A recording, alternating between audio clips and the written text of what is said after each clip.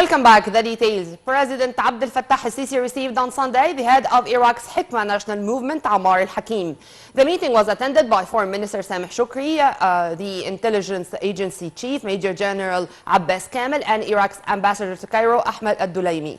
Presidential spokesperson, Councillor Ahmed Fahmy, said President al-Sisi stressed the importance of brotherly ties between the two sides and Cairo's keenness on maintaining security and stability in Iraq. He said also that the head of state expressed backing efforts by Hikma movement's leader to achieve development and keep the balance and stability of the brotherly Arab nation. For his part, the visiting top Iraqi official said he valued the leadership model of President al-Sisi on local, regional and international arenas. He said Egypt plays a pivotal role in the stability of the Islamic and Arab regions, adding that Iraq is keen to strengthen ties with Egypt and benefit from Egyptian developmental expertise in various domains.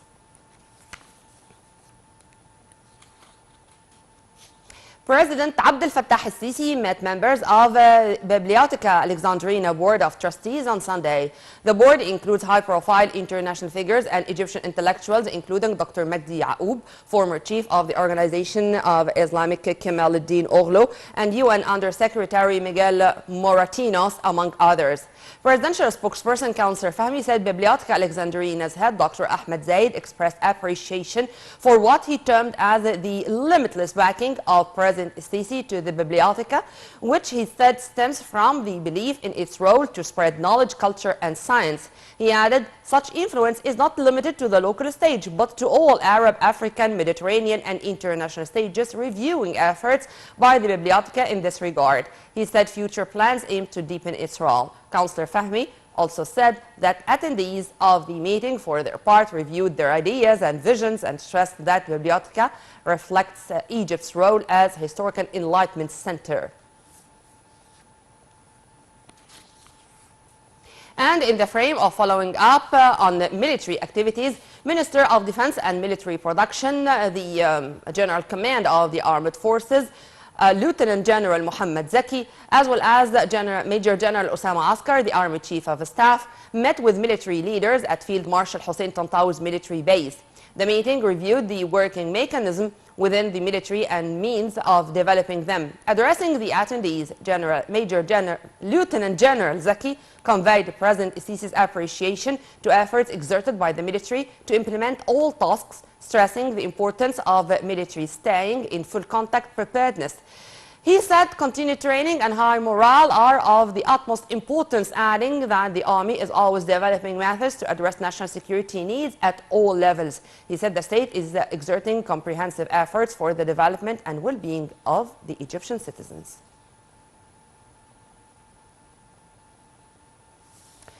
An Egypt Air jetliner blew out a tire but made a safe landing at its destination early Sunday in Saudi Arabia. No casualties were reported.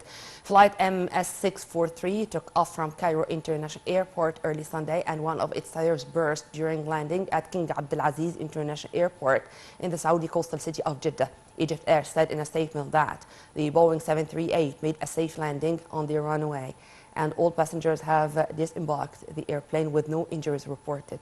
The airline did not elaborate on what caused the problem and said an examination and maintenance of the plane were underway.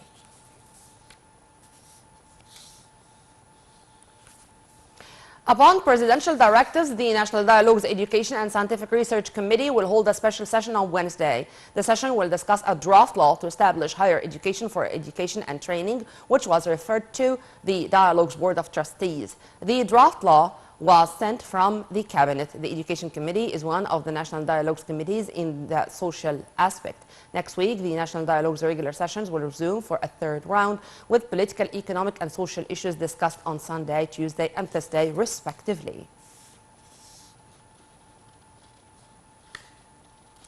As Egypt continued its efforts to receive thousands of people fleeing the crisis in Sudan, the UN High Commissioner for Refugees, Filippo Grandi, inspected border crossings between Egypt and Sudan on Sunday. The UN official was accompanied by the governor of Aswan in his visit to Qustul and Arqin crossings.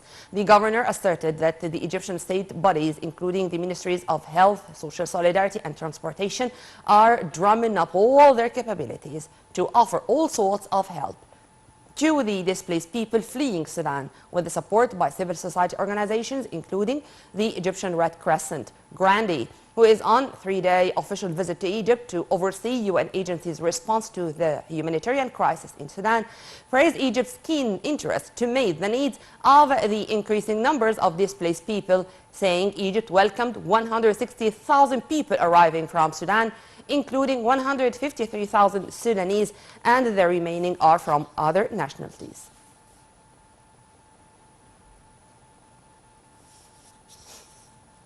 Saudi Arabia and the